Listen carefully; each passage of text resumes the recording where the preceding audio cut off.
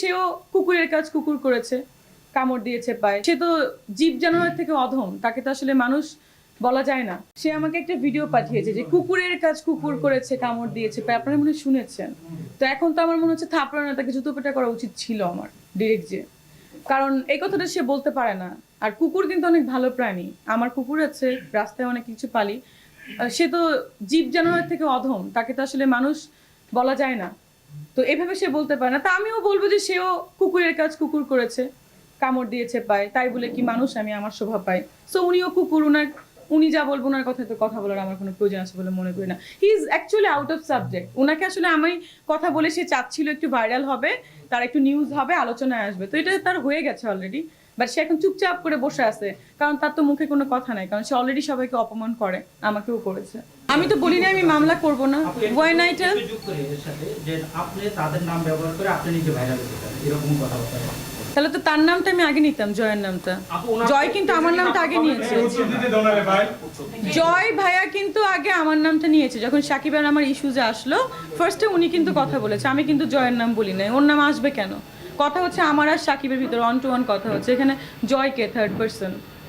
আপু জয় কি নিজেকে নিষ্পাপ মনে করে, আপনারা সবাই পাপী এরকম মনে করে? হ্যাঁ অবশ্যই মনে করে, সে তো নিষ্পাপ মনে করে। সে হচ্ছে নিষ্পাপ বাচ্চা, একেবারে শিশু, আর সবাই হচ্ছে পাপী। সমস্ত আর্টিস্টদেরকে তো সে অপমান করে কথা বলে, কেন বলবে?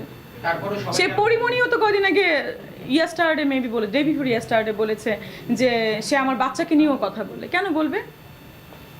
ঠিক না? আপু গুঞ্জন রয়েছে যে জয় আপনার বিরুদ্ধে লিগ্যাল অ্যাকশন নেবে, এটা একটা গুঞ্জন রয়েছে এবং গোপন তথ্যে এটা গুঞ্জন রয়েছে যে আমি নিব লিগ্যাল অ্যাকশন। ও লিগ্যাল অ্যাকশন নেওয়ার কে? ও আমাকে অপমান করেছে, ও আমাকে বাজে বাজে কথা বলেছে, এটা তো আমার নেওয়া উচিত। আমি নিব কি নিব না বা নিয়েছি কিনা সেটাও তো আপনারা জানেন না। ঠিক আছে, বিষয়টা কিন্তু ওখানেই।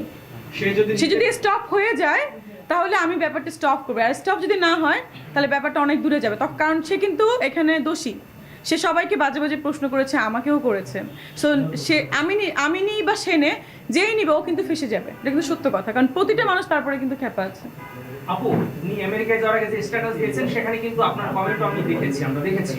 অনেকেই বলছেন যে শাহরিয়ার নাজিম জয় এবং আপনি দুজনে মিলে একটা যৌথ প্রযোজনায় এই ঘটনাটা ঘটাচ্ছেন এবং দুজনেই ভাইরাল হওয়ার ধান্দা। না না না, আমি কেন স্ট্যাটাস করেছি?